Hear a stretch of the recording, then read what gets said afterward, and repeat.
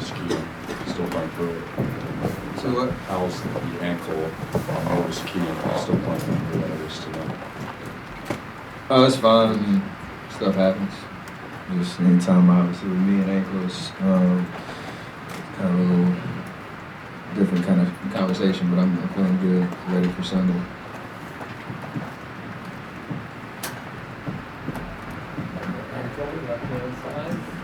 Steph, Dan Williams, San Francisco Chronicle. Speaking of Sunday, how do you handle the turnaround? You guys, this is the longest you've been pushed in a first-round series, and does your familiarity with Houston help? Definitely helps, but we're not that old. Quick turnaround, we should be all right. Obviously it was not ideal in terms of what opportunity we had after game or during Game 5, but came out here, took care of business. Like you said, we have a pretty good sense of what Houston likes to do. There'll be subtle nuances we'll have to adjust to, but like the momentum we created tonight, and hopefully that'll carry over Sunday. With our defensive effort, obviously what KD did tonight was unbelievable. He's in a groove right now, and usually the best thing for a guy playing like that is just keep playing. So take care of our bodies tomorrow. Have an opportunity to look at some film and talk about some of the game plan going into the series. And then just play hard on Sunday, try to get off on a good foot. Hey, Steph. The Clippers, they played you guys tough. Took you to 6. Landry Shamet was on your hip all series. What can you guys take from this series into Houston? The intensity was raised. How can you guys really go forth and just take care of business? Honestly, this 6 games felt like it was 2 months in terms of all the different adjustments and emotional roller coaster from Game 2, their comeback to losing Game 5 and how we bounced back in between. So tested us. They played amazing. Really made us have to raise our level of play, and tonight we did that. So we talk about it all the time. Like every playoff series, in order to win, whether it's a sweep, whether it's in 5, 6, or 7, it's tough, and every game is hard.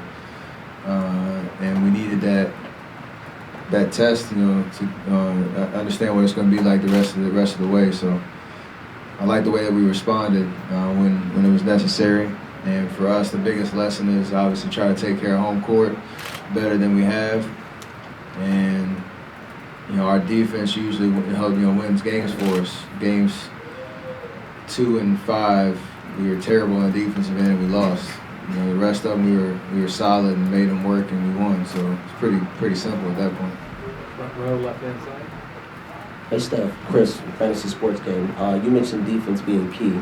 Going in against Houston, do you guys think that you guys will be more focused on trying to slow them down, or you guys just think it's going to be a fast-paced 3-point shootout the entire series? I mean, we know how they play. They shoot a lot of threes, but a lot of their playmaking is through James and CP. So they're amazingly talented offensive players, very savvy. Their gamesmanship is at a high level. So all those things we've experienced before, and we'll be ready for it.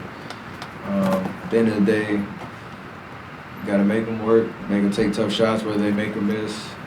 Make them defend on the other end. And very similar to this series, I think every game is going to be a full 48 of focus, and it's going to be fun. Right hand side here. Steph, Michael Duarte, NBC over here. We talked about it after Game 4, just the record of wins in the playoffs on the road. You guys win all 3 here, 6 straight dating back to last season. What is it about you and your team going into a hostile environment that just gets yourself up to play?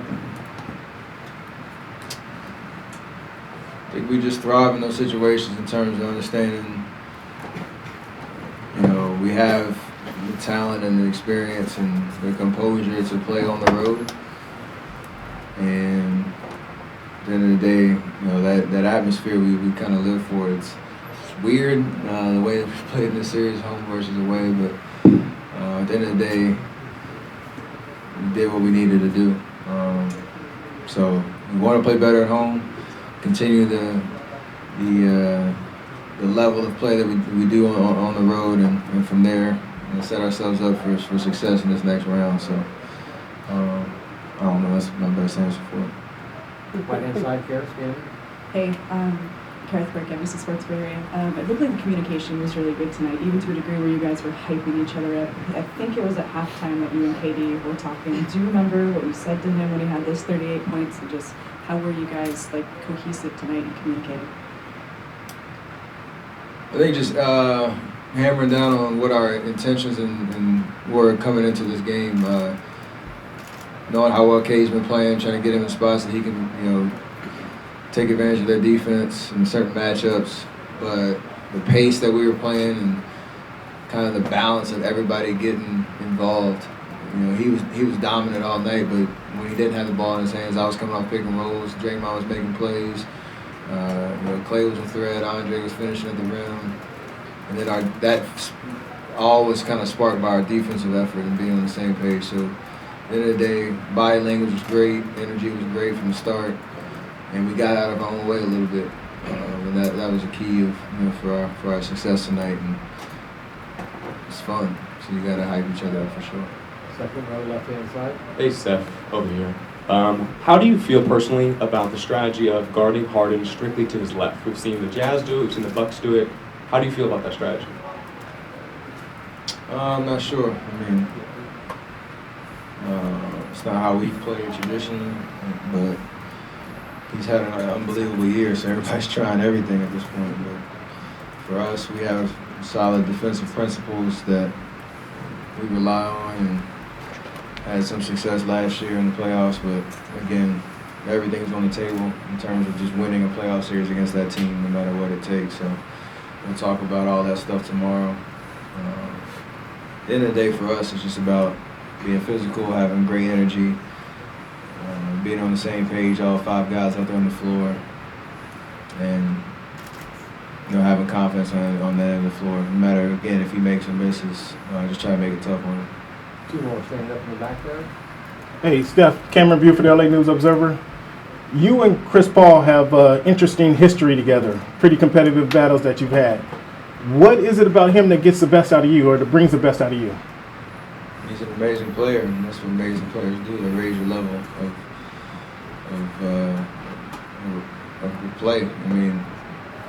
From the time I got in the league, he was a guy at that position that kind of set the pace, and he's still playing at a high level. So we obviously go back to North Carolina days, and before I got in the league, following him around, working out with him, stuff like that. But at the end of the day, it's level of respect in terms of what he's capable of, but that intensity and that competition is great, and kind of thrive in those opportunities. And it's going to be another opportunity, this next series to leave it out there on the floor. Thanks, Chief. Steph, you said you're not that old yet, right, with this quick turnaround. This is the year 5 of a really long run where every single year, what's the fatigue level for you guys just day in and day out in this playoff grind right now? I think I made a joke, this first round felt like it was 2 months, but that was kind of just the emotional part of it, and the adjustments you had to make from game to game, obviously losing Boogie early and losing 31-point lead and trying to come back on the road, and the mental investment you have to put into it. Physically, I think we feel great as a team, and shouldn't be any excuses there. But for us, we got to really rely on the experience in terms of being able to flip the switch from one team to the next, and that'll be the biggest test. But in terms of our energy and physical presence and being able to play a 12:30 game on Sunday, we should be fine. Great, thank you. Appreciate that. For our media, we will send you an email later tonight about Coach Kerr being available tomorrow at the practice.